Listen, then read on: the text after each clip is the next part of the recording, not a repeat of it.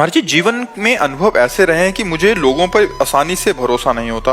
वैसे भरोसा लोगों पर ना करके भगवान पे ही करे, क्योंकि तुम्हारे जीवन के अनुभव रहे हैं कि आसानी से भरोसा नहीं होता। हम भरोसे के बिना चले नहीं हैं, हमारा भरोसा ही सब कुछ रहा है, लेकिन धोखा ही धोखा है। पर इसलिए मैं 2-3 योजनाएं बना के ही कार्य करता हूँ कि एक में फेल तो फिर दूसरे में, ऐसा है कह रहे हैं। हाँ नहीं, फिर भी कितना ही हो, भरोसा सिर्फ भगवान पे रखे, व्यक्ति का परोपकार कर दे, उस पर भरोसा न करे। व्यक्ति का भरोसा करने पर हम फंस सकते हैं। भरोसा भगवान का और व्यक्ति का परोपकार। हम तुम्हारा हित करेंगे, तुम्हें सुख देंगे, तुम्हारा मंगल विधान करेंगे, पर हमें पलट कर तुमसे कुछ नहीं चाहिए, वो भगवान देंगे तो सुखी रहोगे। अगर पलट कर चाहोगे तो दुखी हो जाओगे, क्योंकि यहाँ पलट कर तुम्हें दुख ही मिलेगा, कपट मिलेगा, छल मिलेगा। आप करोगे अच्छा और वो करेगा बुरा, तो आपको रोना पड़ेगा, आपको दुखी होना पड़ेगा। यहाँ तो ऐसे विश्वासी लोगों को बहुत जल्दी फंसा लिया जाता है और फिर बहुत टॉर्चर किया जाता है। आंतरिक छल कपट इस संसार का स्वरूप है। आप सीधे साधे सरल विश्वास कर लोगे, हंस जाओगे, आपको बेवकूफ माना जाएगा।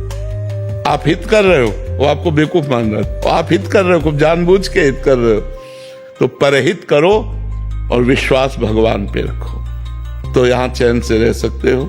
नहीं, यहाँ बहुत विचित्र संसार है, बहुत विचित्र संसार है। यहाँ छल कपट का राज्य, विश्वास का नहीं। यहाँ कोई ऐसा नहीं कि हाथ मिलाकर, दिल से दिल मिलाकर हमारे साथ चल सके। हाथ मिलाएगा तो जेब देखेगा, दिल नहीं।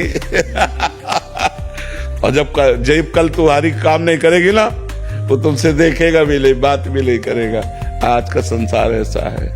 तो अक्सर ये दिमाग में आ जाता है कि पूरा जीवन तो गुजर गया है, अब कैसे श्री जी प्राप्ति हो। नहीं, एक नाम में भी आपका काम बन जाएगा। ये दिमाग में क्यों नहीं डालते हो कि जैसे हम बोला राधा मर गए तो राधा की प्राप्ति हो जाएगी। हमको अंतिम फाइनल पे पहुंचना है कि अब अंतिम समय, चूंकि अपने को पता नहीं है, मालूम नहीं है कि हम कब मरेंगे, तो हम हर समय राधा राधा कह रहे हैं। जब मरेंगे तब राधा राधा कह के मरेंगे, तो हमें भगवत प्राप्ति हो जाएगी। जैसे अजामिल ने अपने पुत्र के बहाने नारायण नाम बुलाया, तो अंतिम समय नारायण निकलने के कारण भगवत प्राप्ति उसे हुई। तो अगर हम अभी राधा बोलते, हमारे प्राण निकल जाते, तो भगवत प्राप्ति हो जाएगी। हमें चिंता नहीं करनी, हमें चिंतन करना है। ठीक है, जितना बचा हुआ जीवन है उसमें खूब नाम जप करो, इसी से भगवत प्राप्ति हो जाएगी।